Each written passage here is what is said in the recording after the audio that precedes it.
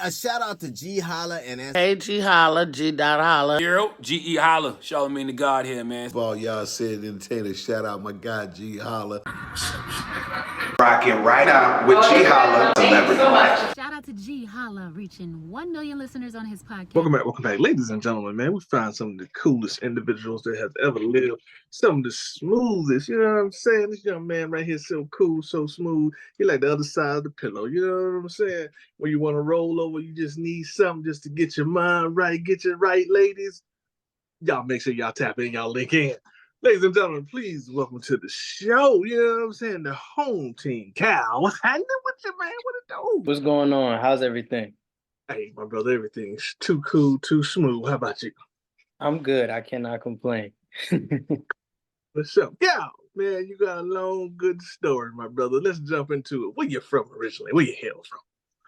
Jersey City, to be exact. Okay. What was life like for you growing up in Jersey City? Who's some people you looked up to, my brother? Oof, in Jersey City? Wow. Yeah. This is big. Well, at least when I was growing up, this was like a very big basketball city.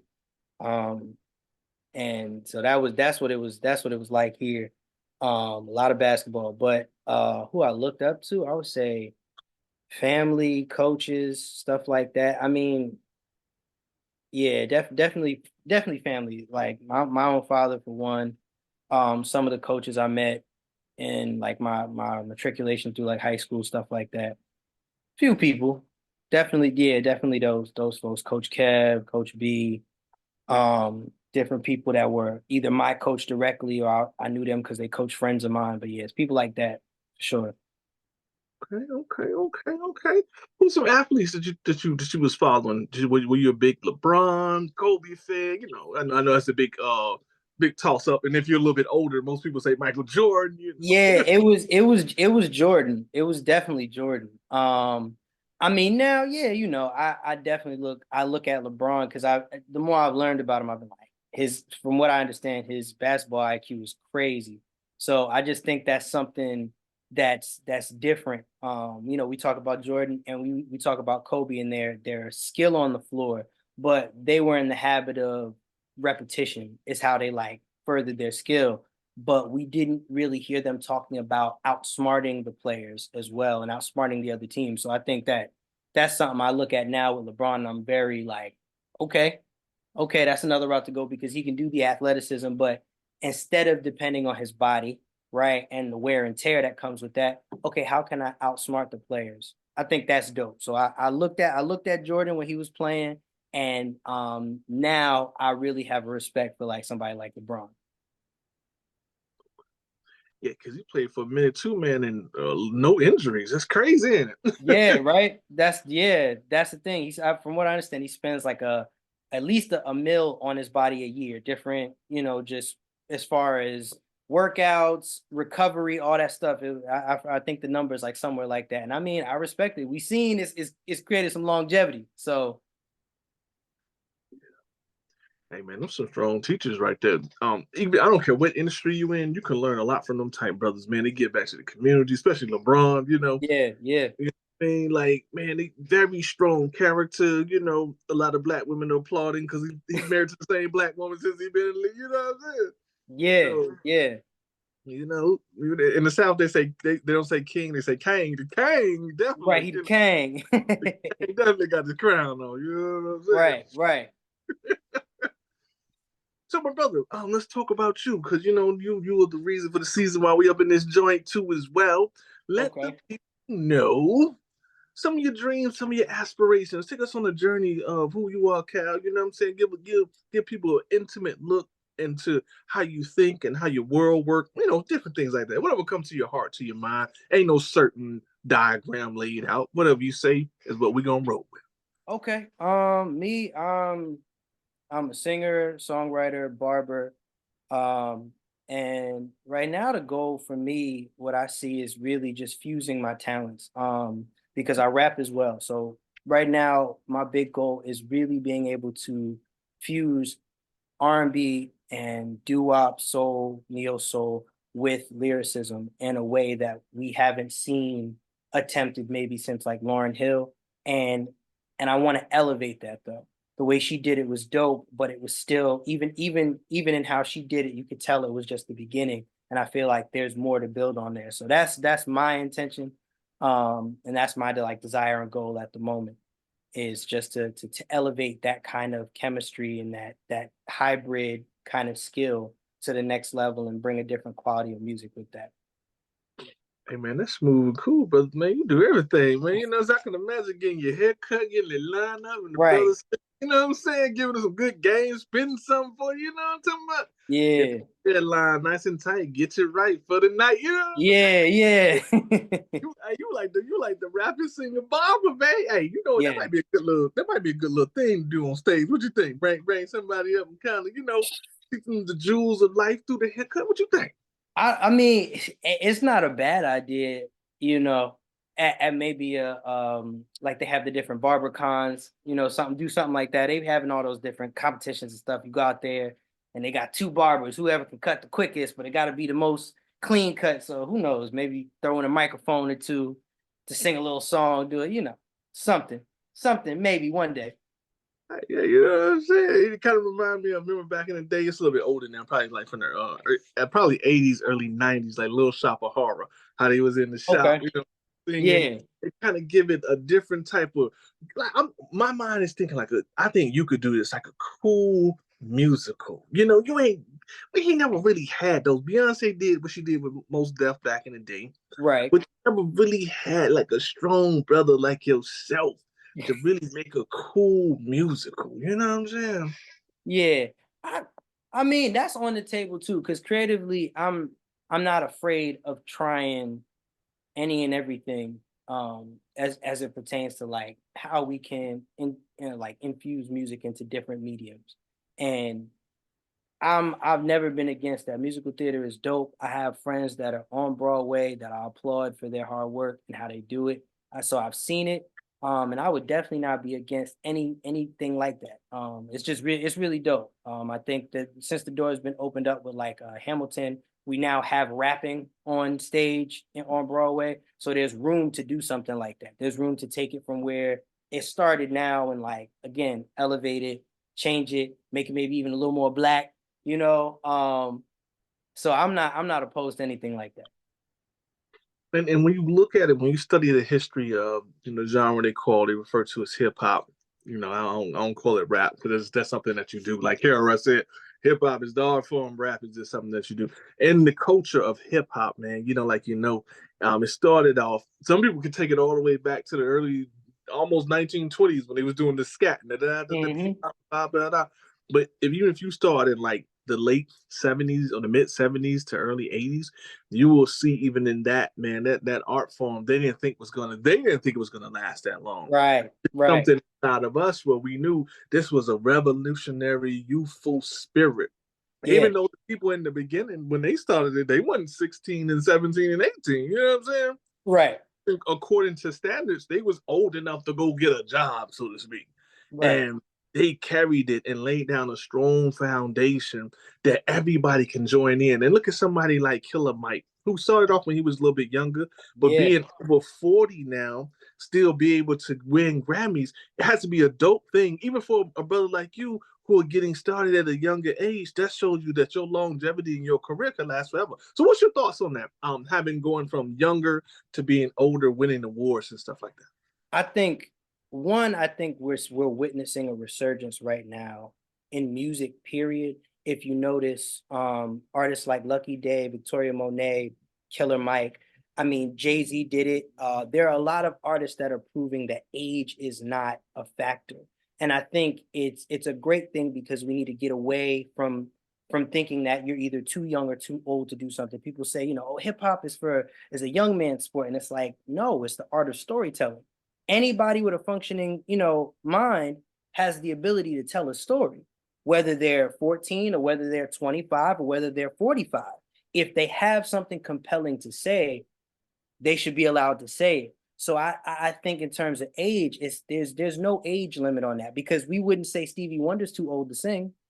We wouldn't say Aretha Franklin, if she was still with us, was too old to sing. We'd be like, oh no, I want to hear Stevie. I want to hear Aretha. I want to see what they can do.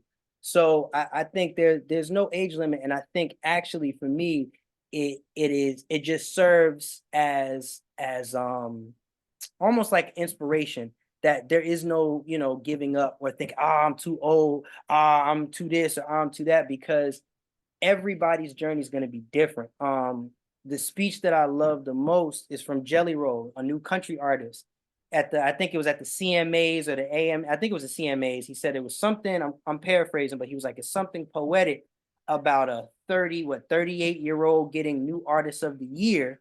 And then he goes on to say, you know, there's a reason that your front windshield is bigger than your rear view mirror. And it's because where you're going is more important than where you've been.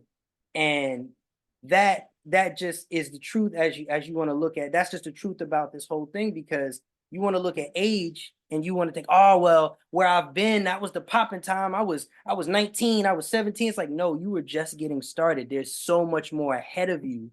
So don't cut yourself off and be like, I'm too old or I can't do it. So I love the fact that Killer Mike got his first Grammy at 40 something. I love the fact that Victoria Monet put in the work a lot of years writing for people. And in her 20s, where some people think you're supposed to have it all, she was putting in them hours. She didn't get her praise until 34.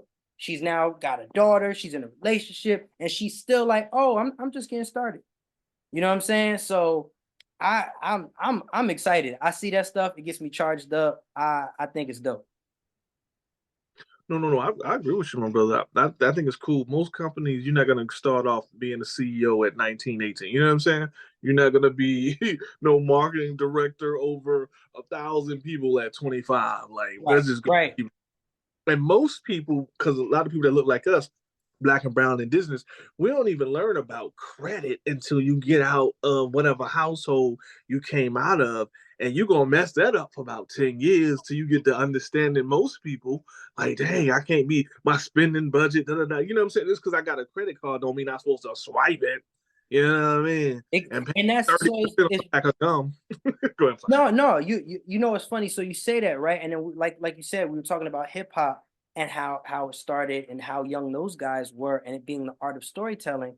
That's another reason why I think we need to embrace people's age at different steps and stages in life, because the stories that you have when you're a kid, when you're young, like you said, you don't know anything about credit. So your stories, some of them may hit hard, but you haven't even seen anything yet. So we're going off of raw talent and your ability to take a small portion of what you've seen in life and relay it to us in a very flashy way, because you have the raw talent at a young age. But what comes with time is experience, and with those experiences comes a broader scope of how to tell these stories. So you need that. You know what I'm saying? So you can't start out on top at 15, 16, because if that's the case, where are you gonna go? It's even like songs, like singing a song. Another way to look at it is you can't come out singing a song, belting it out at the beginning. There's a buildup. The first verse, I give it to you. We lay it in nice and slow. We get to the chorus and it crescendos and it builds up. And then by the second verse going into the bridge, now I'm belting out. Now I'm doing these other things because it's a buildup. But if I do everything at the beginning, it's over. It's done. It's nothing left. I'm burnt out. So you 100% right. It's you gotta there's things we're not gonna know at the beginning, and you gotta slowly build on that. You know what I mean? And you can't start at the top. It's a process that comes with it. And I'm learning to make peace with falling in love with that process. Hey man, it's beautiful what you said. When you plant something into the ground, you gotta wait till it matures to a harvest for you to pull it out. You can pull it out early, but you're not gonna get all the nutritional and also the lifespan of that thing that's growing in the ground. And you're right. And if you look at mankind, because when you study our nervous system and our inner workings of our bodies and veins, man is nothing more. It's internally you're made just like nature is a tree. You can go study them both, and they both have the same systems. We just name differently. Right. And you was like, wow, that's amazing how we really truly are nature, and we cultivate and treat ourselves like we would a plant or a flower, how we take care of it. And you wouldn't go and pour like Coca-Cola onto a flower because you know it's going to kill it. But yet we drink packs of this stuff. You know what I'm saying? And we don't never consciously think, what is it doing to your body? If they take Coca-Cola, for example, and they pour it onto blood onto the street. The police do this. It cleans out and cleans up the blood. This is something that you're drinking for recreation. Yep. Ain't that insane? Aren't we like the only species that really self-poison ourselves and legitimately may know it but still do it because it makes you feel good? Yeah. It's one of those things.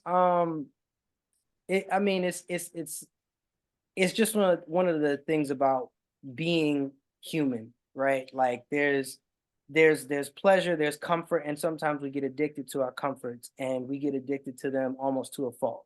You know, you want something that tastes good, you want something that's sweet.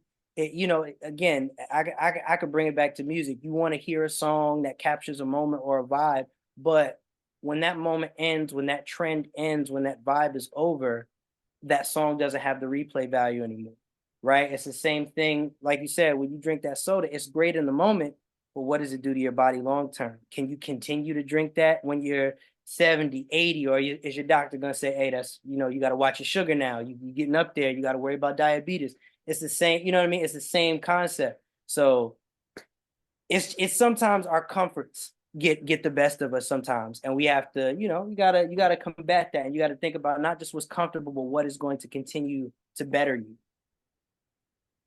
Yeah, that's some cold, smooth knowledge, man. You laid that thing out. You know what I'm talking about. Cal, what's your social media, man? How we find you, how we connect with you, things of that nature. Break it down for us. Yeah. So at all social media, TikTok, Instagram, YouTube, all is Cal Alston Music. That's all one word. That's C.A.L. ALSTON Music. I'm gonna say it again because it's a lot of words. I mean, a lot of letters, but C.A.L. ALSTON Music. And yeah, you can find me there. TikTok, Facebook, Instagram, all that good stuff. Twitter. Hey, you out here doing your thing. You doing some dance challenges on the TikTok. You know what I'm saying? You know what? I haven't done that yet. I don't know. Maybe right now. I just sing from time to time. That's it. I don't know if I'm gonna break out the choreography just yet. It's that one thing at a time. Right, one thing at a time. Oh, let's take it slow. That's all right. Have you thought about even creating like some dance challenges for your fans out there to do along with your music? You thought about anything like that? It has crossed my mind. I think right now the records that I have and that we're pushing, they're more so B-sides in terms of just what kind of, they're not dance records, but I think there's gonna come a time where we do some more up-tempo stuff. And when I do, I think, because right now I think I could do situational stuff with the music that I have out now. Because TikTok, you can get skits, you can get a whole bunch of stuff off there. So that kind of stuff is more what I think the music would satisfy at the moment. But yeah, long term, oh yeah, we're gonna do some up-tempo stuff. And the idea has crossed my mind of getting some choreography in there and letting people go crazy. So I'm open to that and looking forward to doing that too. Yo, I know that's gonna be dope, man. You're such a cool brother, so wise too as well. You know what I'm saying? That's gonna be amazing. I would love to see that. We need some more men challenges out there. You know what I'm saying? Yeah. So the fellas can catch up a little bit with the ladies. They got right. everything. It's unfair. They got everything on lock right now. They doing their thing, especially in hip hop. They say it's the year of the women, man. Because I actually talked with Chubb Rock, one of the popular rappers from the late 80s, early 90s back in the day. Had the big hit Treat 'Em Right. And some more hits. He actually told me a story about how Angie Stone in 1979 was a part of the Sugar Hill Gang and how she wrote a lot of their music. You know what I'm saying? I never knew that. Like, he really enlightened us on how women have really played a pivotal part in hip hop, especially Black women. They haven't been given their just due. And he referenced to now, he said by saying, look at what we have now. And that's why the women are really out here winning, because it's just due. So yeah, it's due process. I think they've beyond earned and been deserving of an opportunity to shine. So I love it. I want to continue to see more of it. I want to see how far it goes. I like Rhapsody a lot. I want to see what she does next. There are quite a few artists actually. I don't want to rattle off too many names, but like there's Bree Steves is another hybrid. She's a rapper and singer. I first found out about her years ago. But I think she's out of Philly. She's out of the Pennsylvania area. She's dope. But yeah, there are quite a few artists that are in the hip hop scene, and I'm like, okay, I like what I'm seeing. I like where it's going. I can't complain. I'm interested and hungry for more. So I just love seeing this kind of thing anyway, because our community needs it too. I think a big thing that a lot of us have to grapple with in our community is just allowing the women opportunity to shine. Let them, get to bask in being great and being dope. You know what I'm saying? We've seen Queen Latifah. We all love her. That's a Jersey native, and she's one of the dopest ones. And she paved the way. Her, Salt and Pepper, a lot of them paved the way for these girls to be able to get an opportunity to shine. And it's a shame that they didn't get to have as big of an era as it is now. But at the same time, I'm very grateful that they were able to knock down those doors so we could see this moment now. And like I said, our community needs to get comfortable allowing our ladies to have a moment. And that's important. So I'm here for it. I love it. Hey man, you already got your Grammy speeches ready. You know what I'm saying? Yeah, they just natural. Sure. Y'all need to go ahead and get this man and give him a Grammy right now. We're gonna get there. We're gonna get there, that's for sure. We're gonna get there.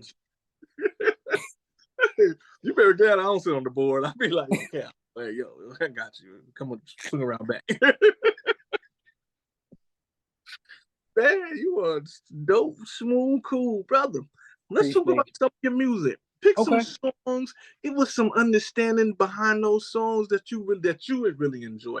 I know a lot of times as artists, you all often hear songs that other people like. Tell us some songs that you enjoy, and just tell us why. You can pick as many as you want. It doesn't matter. Okay, so I'll start with the acapella record. It's called This Too. It's off the project Rebirth and Revelations. And I like this record so much because what's near and dear to me about it is the style. It's basically it's just lead vocal and backing vocals. There's nothing else on this track. It is truly an acapella record. And why it's near and dear to me is because I grew up watching people do doo-wop. I grew up watching the 4-part harmonies with the one lead singer and the bass singer, and you got the two in the middle, tenor 1, tenor 2, and everybody's kind of, harmonizing, doing their thing. Basically the stuff that we saw in movies like The 5 Heartbeats or The Temptations. That stuff I watched in my real life, and I thought it was dope seeing it. So I wanted to highlight that and pay homage to that because it's something I personally want to see more of. We only get it now from groups like maybe a Boyz II Men, or something like that. But I want to see that kind of stuff more frequently. So that's the first one. It was just an opportunity to get that kind of vibe on the track, and then also just show off a little vocally, and also even just talk about things in my own life, which was always therapeutic. The next record I think is Honesty Hour. That is the first record on the project. And what's dope about that one is everybody needs to hear this from time to time. But when we're trying to elevate, when we're trying to grow, when we're trying to change, sometimes we don't like to be honest with ourselves, right? So when we sit down and we start, okay, well, this is, I gotta stop doing this, or rather, I gotta stay away from this, or I gotta stay away from that. But we never turn inward to say, okay, cool, I know what external influences to cut off, but what am I doing internally to make sure that I don't gravitate toward those things again? And that's where it's like, okay, I got to look at me. So that's what that record was about. It was kind of just that moment for me saying, like, these are the things that you have allowed to happen, and you have to have the discipline to fix before we start addressing why she won't act right, or he keep talking to you crazy, or this person does X, Y, and Z. So that record I really think is dope. Another one that I really like is Can We Talk? It's a nice medley of Tevin Campbell and Usher. Can We Talk and Nice and Slow. So we did a nice medley with that. And I think that's dope because those two guys were and are very impactful in R&B.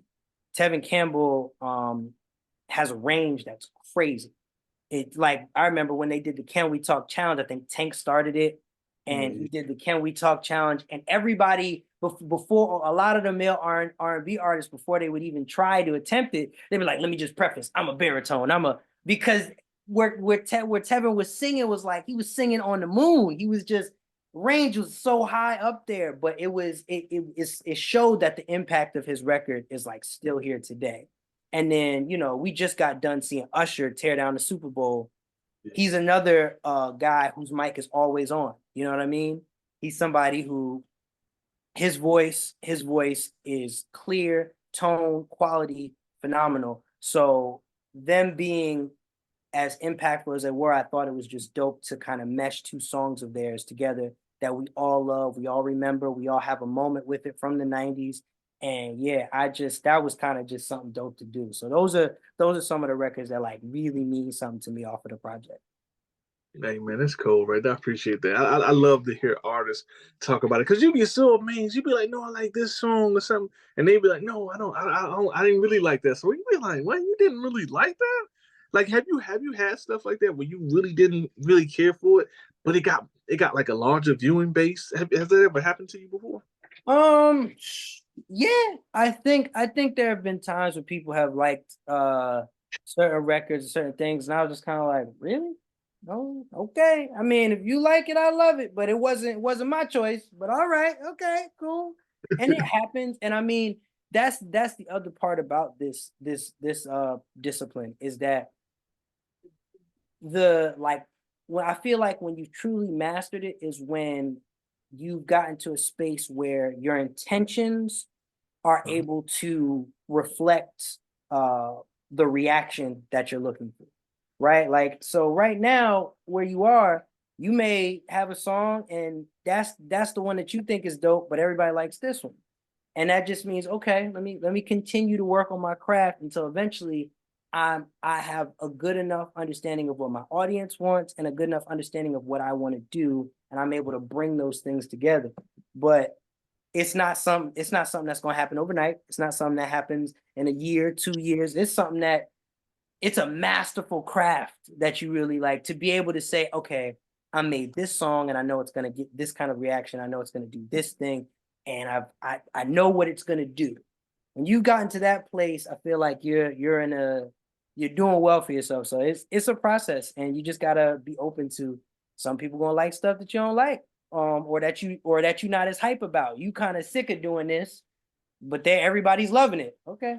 All right, you just take it, learn, and keep on going. So I've had it happen, and it's just been like, all right, cool. I agree, and it you just made me think of what you asked me earlier. So I said I said some of my goals in terms of music, but even beyond that, in terms of just another goal in my life is to kind of be that example as well. I think that's one of the things, like you said, we as Black men, we got to kind of stretch the meaning of what that is and allow for room for us to be able to get our flowers, allow for us to be able to do different things and to expand that brand in general and us to be comfortable in that space of what that looks like. So I definitely want to be the example of that, of like the range of what you can be as a Black man. We don't have to just be this, so we just have to be that. We can be a multitude of things and it be dope. It can, all those things can be dope. So that's just something else that popped in my head because you're right. We do need that. And like how you named the podcast, you know what I'm saying? It's the inconvenient truth. Yeah. Pimp C said it the best I heard, in my opinion. He said, rest in peace to Pimp C. He said, medicine is like the truth. It don't taste good. Nobody want to take it. But once it get inside of you, it's going to change you. You're going to go from being sick or in the deficit into a positive stance, into the plus. Right.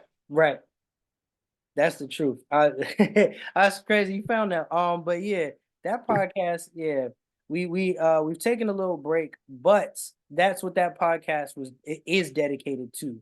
We like to grapple with that kind of stuff. because, like you said, and like Pimp C said, nobody likes it. It's, you know, everybody wants to go to heaven. Nobody wants to die. You know what I mean? It's just, there are certain things that we want, but we don't always like the process that comes with it.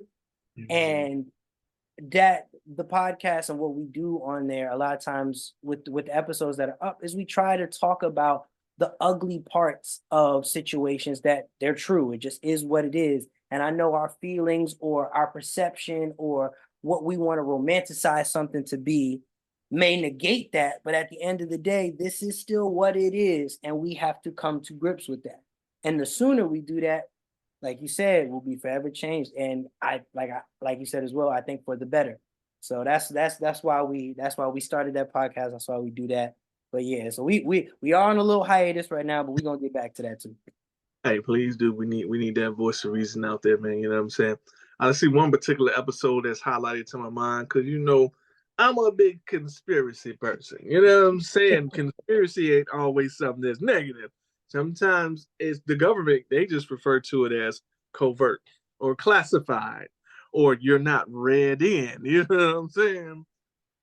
What's some conspiracies out there that really, like, now you ain't got to necessarily believe or don't believe it, but they just in the back of your mind, you know, you just be like, that's a little weird.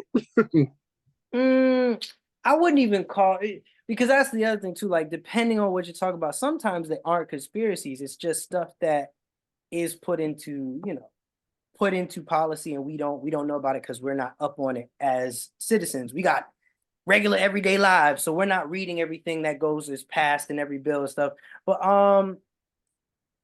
what's a good one? I think the one I learned this one in college, and it was very interesting.